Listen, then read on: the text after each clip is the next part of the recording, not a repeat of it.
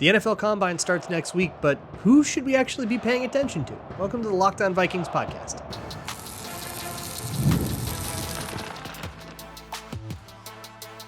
You are Locked On Vikings, your daily Minnesota Vikings podcast, part of the Locked On Podcast Network, your team every day.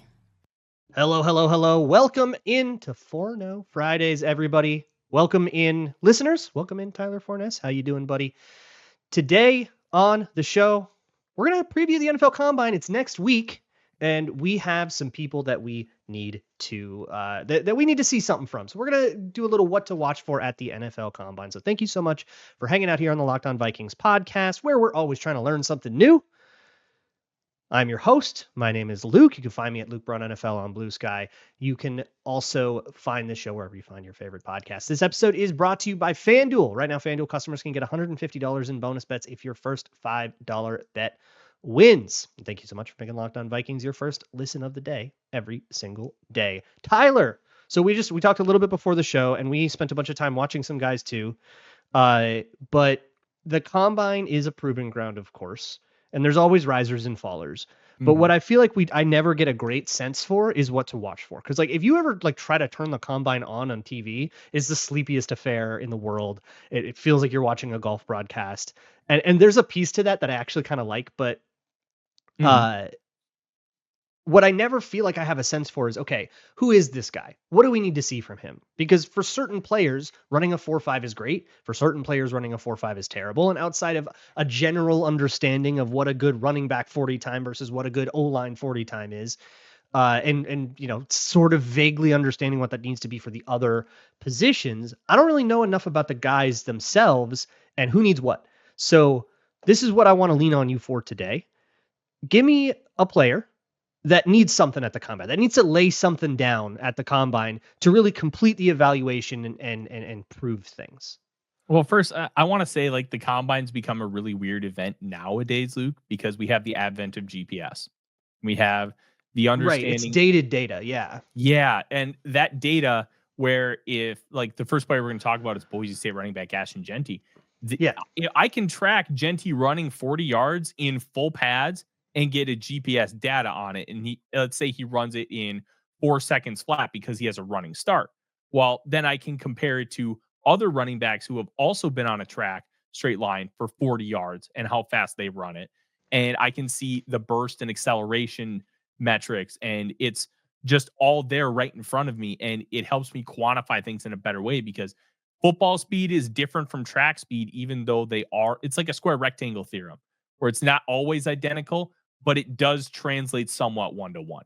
And a guy like Ashton Jeanty, he reminds me of LaDainian Tomlinson, the way he jump cuts, the way he sees the field, his stocky and short build, just so much of what he does reminds me of LT. Tyler, we got to stop doing this. We got to stop doing everybody's LaDainian Tomlinson, man. So I think it's fair to preface this because Luke, you make a really good point. When I do comps, I do play style. I do not try to project out what you're going to be. So let's be clear about that. So you're not saying Ashton Jeanty's the next LaDainian Tomlinson. You're just saying stylistically, he reminds you of that very, that's the first guy that pops in your head probably because, that's. And I only make comps when it jumps out to me. You see so many people, and you know what? Some of this is the industry themselves and editors where you have to have a comp for everybody. No, in your draft guide, you need yeah. I hate that because then it forces you to pigeonhole a guy, and I only use them if they just pop. And this just popped because of the way he jump cuts in the hole, the way he's able to bounce off tacklers, use his arm to keep defenders at length. It just stylistically reminds me so much of LT. I have no idea how good he's going to be in the league. I think he'll be really good, but from a stylistic perspective, that fits. And a guy we'll talk about at some point, RJ Harvey, reminds me of Maurice Jones-Drew a ton. Like just the thick lower half and there stuff. There have been discussions about this. We'll let that fight happen off air for now. But yeah, but with Ashton Jeanty, go ahead. Yeah, like he's a jump cut guy. Like that's the first thing that jumped out to me. He was the first prospect I went and watched this year, and like it's so jump cutty. It's jump cuts when it doesn't need to be jump cuts, and I compare that to other backs, and look, I spent a lot of my early career watching Dalvin Cook, and how he was not that. He was such a slalom guy. He was so much smoother about change of direction. The thing about a jump cut is that is a clunky thing that takes a long time and it's hard to control. It's hard to be precise about it. And he does an okay job being precise about it for a jump cut. But like what we need, and maybe this is the 10 split of the 40 more than that, because while, the teams are going to have tracking data that is going to probably give them a better sense because you can actually watch him in a zone run context in a game. How does the acceleration work? For us as lay people, we're going to have to use the 10 split. So is that going to be what it is where, okay, we've seen the jump cut, but then the thing about it is once you've jumped, you got to burst back into that hole. And how does he do with that is going to be like a huge deal to me. Yeah. I think I'm not so worried about the first number, the burst, because I see the burst, I see him be able to put his foot in the ground and explode. What I want to see is the flying 20. And what the flying 20 is, it's the last 20 yards. Yeah. You get to top speed after about famously the Treadwell metric. How do you do with that second 20? How fast are you there? Because that will kind of help you determine, can I separate or am I going to be caught? And that can completely change a guy from like a first round grade to a second or third round grade. Like some people have Caleb Johnson in round 1. I have him as a round 3 guy because I think he's an interchangeable wide zone running back that'll just get 1,000 yards. You can find those guys almost anywhere. Mike Shanahan did it for years, picking guys on day 3. He turned one of them into a Hall of Famer. But Patreon.com/Luke Brown NFL for a full Caleb Johnson breakdown. I am with you, bud. Boom. And with Jeanty, he is far and away for me the top running back in this class. Right now, he's number 2 overall on my board. I think this guy is special. But if you're going to be taken that high, you better be able to separate and hit home runs, not just doubles and triples. And the one thing I did notice in college, there's 2 guys in this class that do that for me. And Jeanty and the Ohio State dude.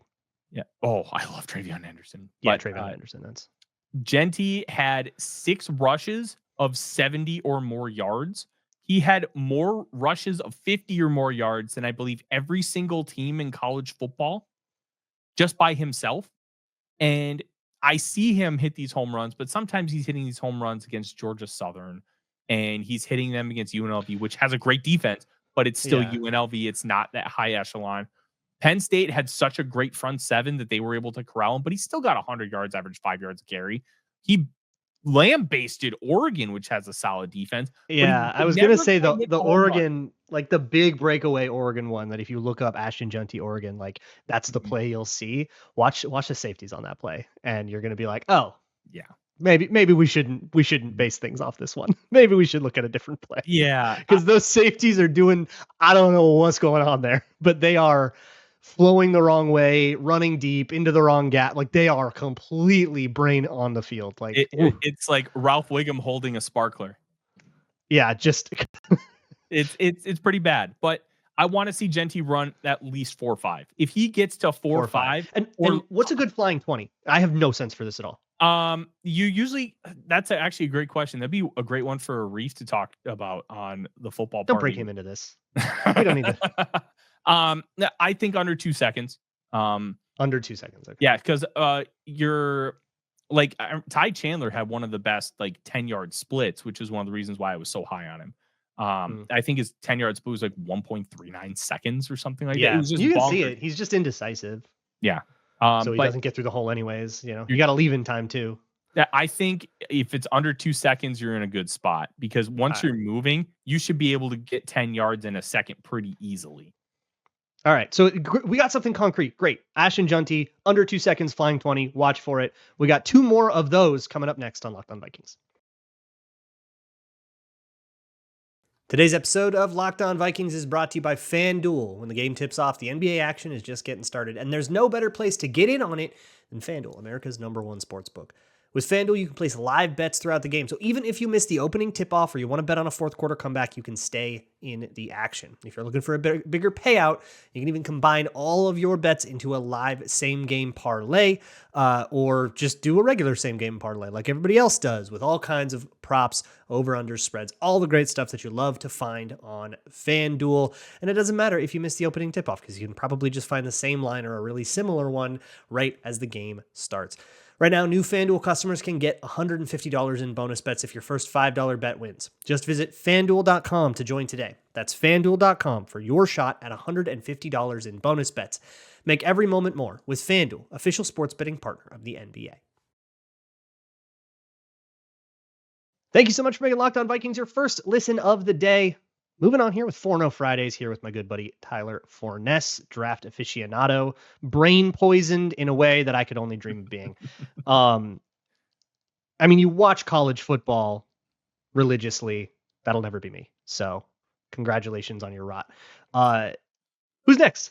Listen, we talked a lot last week about Quincy Riley and Kobe Bryant, so I'm not gonna just gush over those guys anymore. That's already happened. But I do think we should talk about a guy that's been incredibly popular among. Wait, I'm gonna stop you. What is there like a number that those guys need? Because we can quick just write it down and then move on to the guy you actually want to talk about. That's a really good point. If Kobe Bryant and Quincy Riley can break 4.5, then like Kobe Bryant probably hits 4.55. I think Quincy Riley can break 4.5. If they can break 4.5, like stock up, because their big thing with Kobe, he's not a long speed guy. So if he can give you any kind of long speed, you feel way better about it.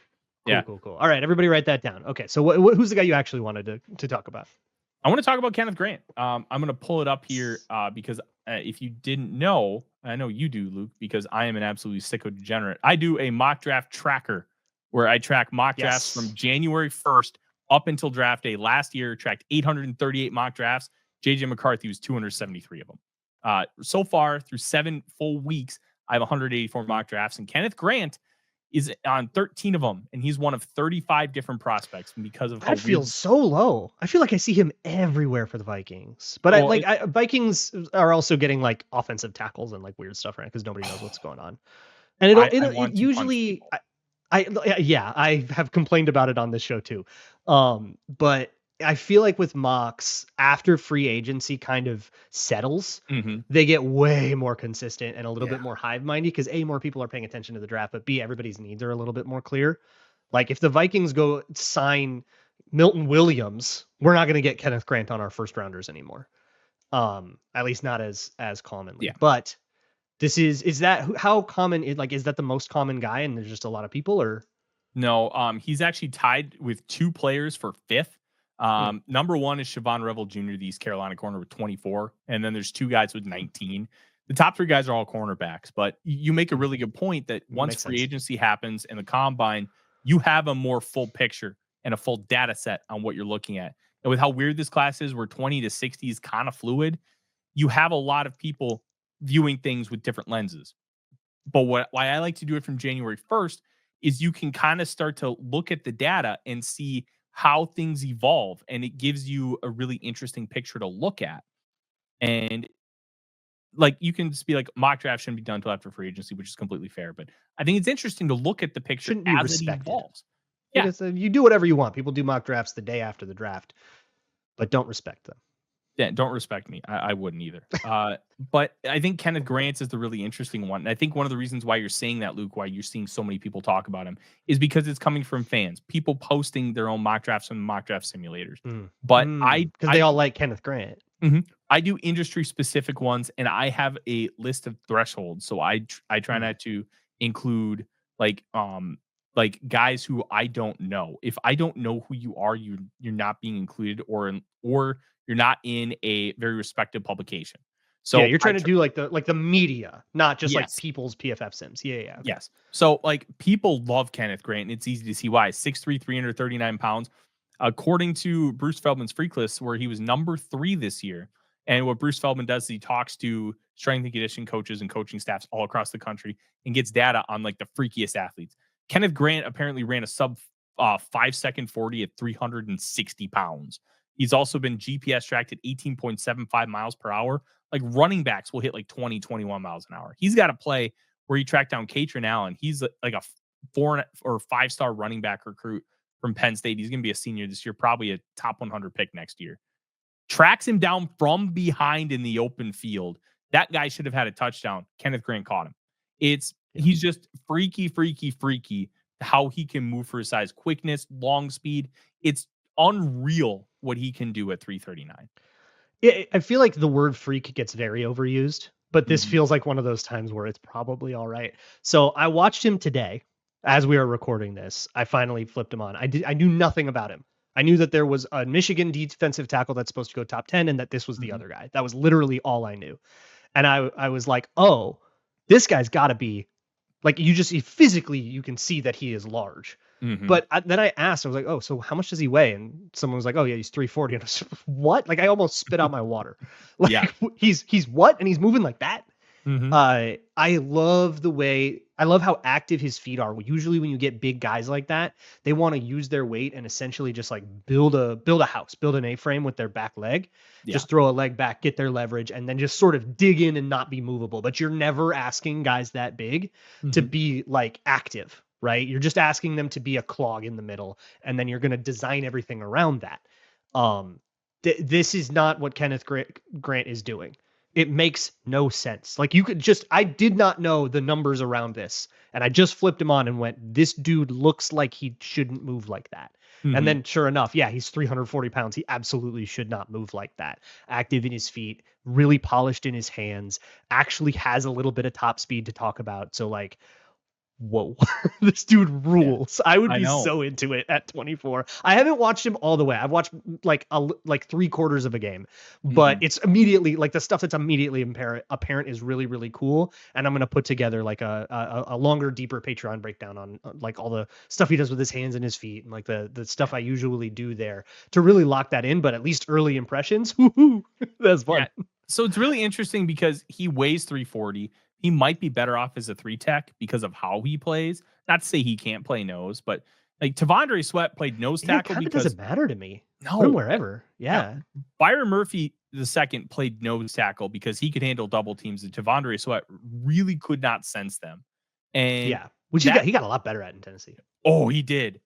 It helps when you play next to Jeffrey Simmons, and that makes a Well, yeah, big because he never factor. saw the double. That will help, huh? But it's almost like Kenneth Grant's ability to penetrate and be that quick guy at his size gives you an advantage. So if you want to put him with Harrison Phillips at nose and you put Kenneth Grant in that gap, all of a sudden you're cooking with gas because Mhm. now you have Grant who might not have to see many double teams, and if he does, he can handle them, and it just gives you an advantage over everybody else. Plus, he has the ability to rush the passer. We love Jonathan Bullard on this show.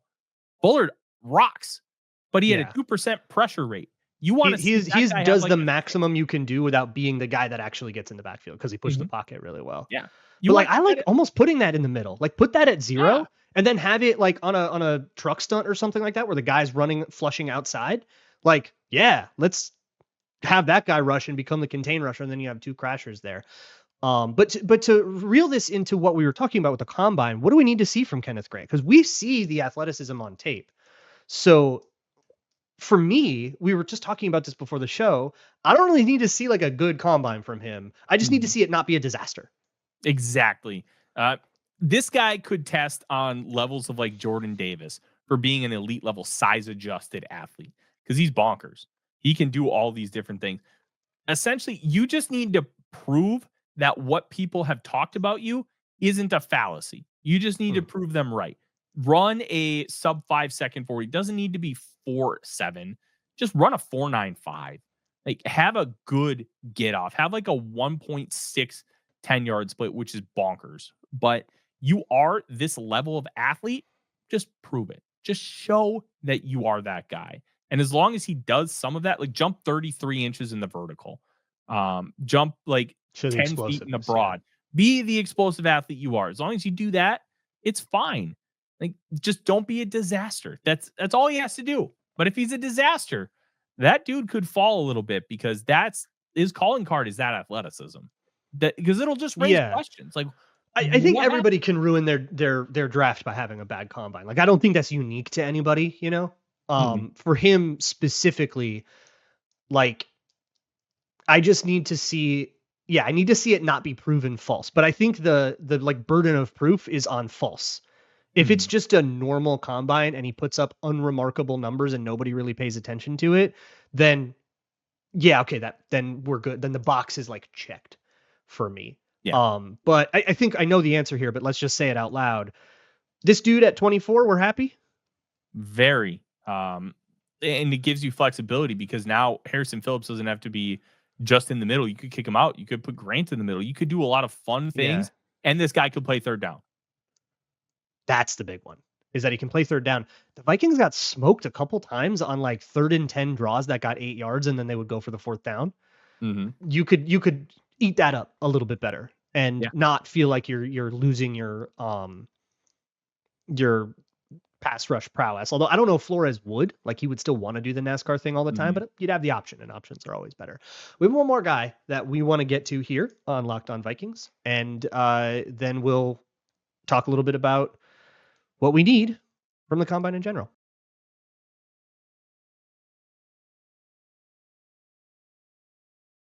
Moving right along here with the Locked On Vikings podcast, Forno Fridays, talking about the NFL combine. One more guy that we need to see something from. Somebody with something to prove in Indianapolis. Who you got? South Carolina safety Nick Emmanwori. And this is a really, really fun football player. Conceptually, stylistically, he's kind of a more athletic Kyle Hamilton. Like, this dude is... Which Kyle Hamilton ran a 4.6, by the way, at the combine. And it kind of is what sunk him past the top 10, because he was supposed to be like a big guy. So that kind of means it's Kyle Hamilton without like that weird pre-draft hang up that turned out to be kind of BS. Yeah. Is this a first round guy? Let me get my I've never paid any attention to this guy before. So let me get my context. Is like, where is this guy? What's the vibe we're talking about here? Is this a day 3 dude, or like we're considering him in the first round? You're considering him in the first round. Absolutely. Okay. I have him as a fringe first round guy. The way I stack my big boards is you don't go on the big board until I fully watch you. I don't like to just put guys in there and then move them around. Once you get watched, you're on the big board. So right now, Nick Emmanwori is 10th, and he is the first guy to not have a first round grade on my big board. He won't end 10th though. I want you to not get in trouble. You get yourself in trouble. He's not gonna end up being the 10th best player in the draft. No, right? I have 26 guys fully watched, and he's 10th. He's probably going to end up, I would 26. Guess, 17, 18 once all is said and done. But I love this dude. He is an incredible athlete. He's 6'3", 225, and moves incredibly well. Very oily hips. Can really attack fast downhill, and he's got makeup speed to be able to catch up in coverage. He can play a deep third. He can play a deep half. He can play in the box. He can play in the slot. You can do a little bit of everything with him, and versatility is becoming so huge in today's day and age. And with the advent of fake football, or 7-on-7, sorry, you do see more. Don't apologize for that. That's skinny ball. That's not real ball. You see more of these guys who can be a versatile chess piece on the back end because they're doing a lot of these 7-on-7 camps. So there are some benefits with the fakeness, but having a guy like Emmanwori would be an incredible weapon for Brian Flores. It would be a bigger version of Javon Holland from a conceptual standpoint, because Javon Holland's one of the more popular names for the Vikings to sign and give a big contract in free agency. Well, Emmanwori's bigger, and he can do just about everything that Holland does. And that type of ability to have that size and length and still be that explosive is an absolute weapon to have on your defense. So what is the catch then? Because I mean, he's not getting mocked in, the 7th overall or whatever. Like, what's his name? Malachi Starks, the Georgia safety. If he's gonna, be more of he's a late first round kind of guy. Like, that's the Dax Hill Lewis Scene range. What's the catch? What's the hang up? I think some of it's run defense. He gets a little too passive. He should be a little bit more aggressive in attacking. That matters a lot if you're going to be a box safety. You got to be, especially if you're going to be like a fill. If you're going to be, in a Rip Liz scheme where you got to fill from depth a lot, like Cam Bynum has to fill in that alley. If you can't make that play, like we've seen Cam Bynum miss it like twice, and people think he sucks now. Yeah, I know. Like, it's because it's so disastrous if you miss it even once. Like, there's no margin for it, so it matters. It does matter. But one thing I do love about him is he's a very I think this might be part of it. He's patient, and he does not panic. He's got a really high football IQ in that sense too. So I think you can kind of coach him up a little bit and work with it to where I don't think it'll be a major detriment, but it is a concern. It's not something you can ignore, but I think it's something that's fixable. Plus he's got tremendous ball skills. 6 interceptions, 10 batted passes, and he took 2 of them for touchdowns. This dude knows how to find the football. He knows how to attack it, and he knows how to take advantage. I think those things are really nice. Plus, the range, there's nowhere on the field. Like, he can cover every inch of grass. Like, that's huge for a guy who's that kind of size. So we're stumbling into something interesting here that I want to get into since we've got a minute. But I guess the first thing is, what do we need to see from this guy? Running the low 4.4s. Prove that you low are that 4.4s. You need to see low 4.4s. So we've run into something interesting, and it's a trap I think we fall into. And we were just talking about this earlier today because I was watching Jordan Phillips, the Maryland defensive tackle, and he lines up all over the formation. And everybody wants to give him a bunch of credit for that. But at least in the game that I was watching, he sucks at all those positions. He plays them. He's there. Boy, he can get washed out by anybody's double team. And maybe I was just watching the wrong game, right? Because he looked a little better. I was watching the Iowa game, and then you said move to the next one, and he looked a little better. So I don't know. Maybe we'll put a pin in it for now. But like, from a logic perspective, when I hear, oh, he plays all the positions, and that is like the main headline, I go, okay, but what is he like good at? And you've given that a little bit with, okay, like he's got ball skills, right? He's got the patience. I love that in a safety. I love a safety that's willing to play a little aggressive. That's not going to sit there in quarters and back up to the moon like he's in cover 2. Like, I love that. And that's what has made, that's, if you want to watch the clinic of that, it's Harrison Smith. So like, not talking really about that safety specifically at all, but just having heard about that and then seeing Jordan Phillips kind of with the same thing. Is versatility becoming overrated as a trait? Because I feel like if you can play, like I hear about the Jeremiah Cyrils, ooh, they can play all the positions on the line, but if you suck at all of them, how valuable is that? I think it's a double-edged sword where versatility is huge, but it can't take away from you actually being good at football.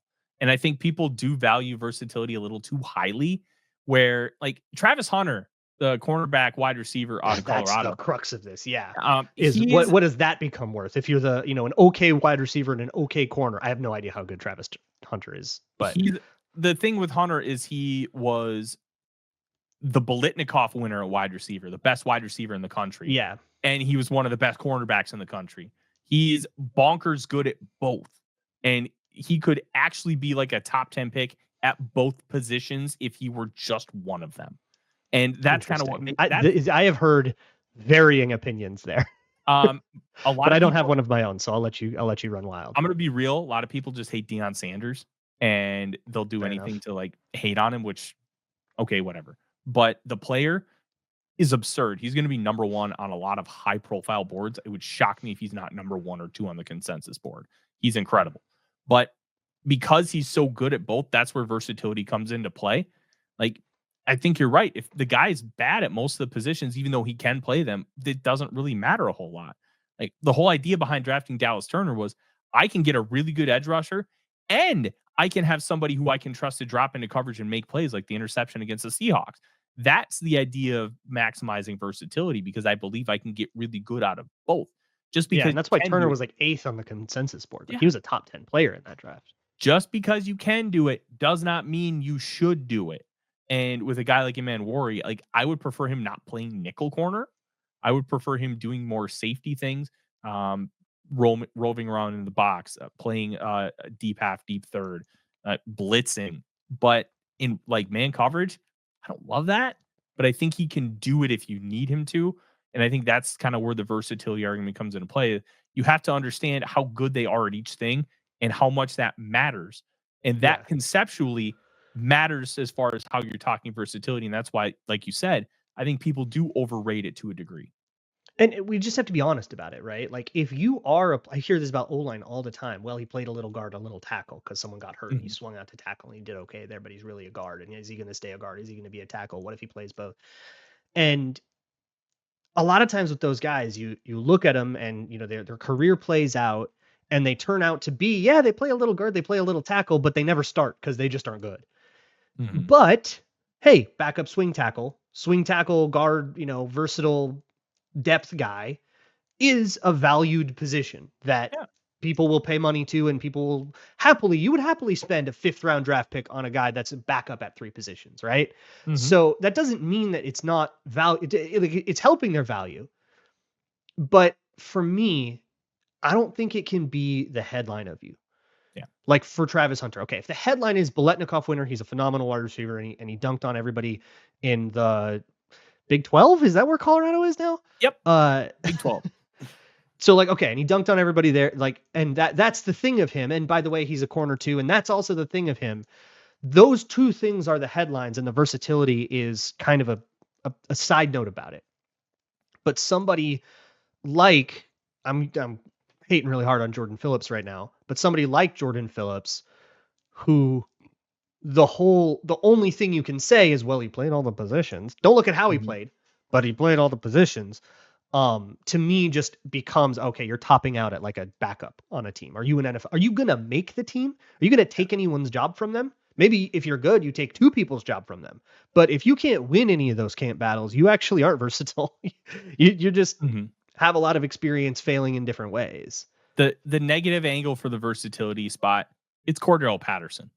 He's amazing once he gets the balls in his hand in There space. you go. But is he really good enough at any of the things that he does other than return the football? I feel like we can't do this because he's had like a 12-year career. I know, but it's because he's arguably the greatest kick returner, not punt returner, kick returner of all time. If you could redraft 2013 and knew about Cordero Patterson, he would go. It'd be interesting to discuss where would he go, knowing that you're going to get the greatest kick returner of all time, and kind of that's it. And like a guy who maybe will become a running back in 8 years if you really spend a lot of resources on it. Like that's probably like a day 3 guy now, right? Like you'd be really happy about that with a 3rd or 4th. The athleticism and untapped potential, that guy still probably goes 2nd. No, but now, like with clairvoyance. Oh, okay. Like you know what you're gonna get, and it's only the kick returner. It's probably like a 4th. I feel like the best kick returner of all time is still like you're gonna be happy with that, right? Like a couple of kick return touchdowns can absolutely be worth like a day 3 pick. I'd say that's easily worth the 4th rounder, because if you get starting level play out of a 4th rounder, you win. And if you get like, what does he have, like 8 or 9 kick return touchdowns in his career? That's a great value for a 4th, because special teams win championships. Special teams better than your Jay Wards, like That's that's like a Hall of Fame level kick returner. I don't think he'll make the Hall of Fame, but that's what you're talking about. Devin Hester walked, so Patterson can run.